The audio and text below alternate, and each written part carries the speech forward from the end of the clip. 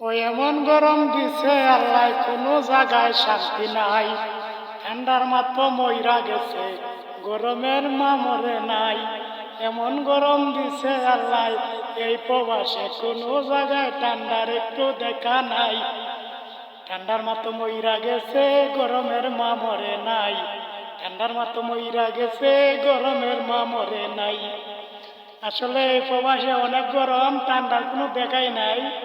তো যারা যারা প্রবাসে আইতে চাইতেছেন, একটু ঠান্ডা পড়লে আওয়ার চেষ্টা করেন, যেন ঠান্ডার মৌসুম থেকেই শরীরের সাথে গরমটা সহ্য করা যায়। এভাবে আসবেন, আর সবাই আমাদের জন্য দোয়া করবেন। আসলে এই প্রবাসে অনেক গরম, তো গরম ধরাইয়া ডিউটি না গেলে তো দেশে টাকা পাঠানো যাবে না। তো টাকার জন্য তো এই প্রবাসে আসা, বুঝতেই তো পারছেন।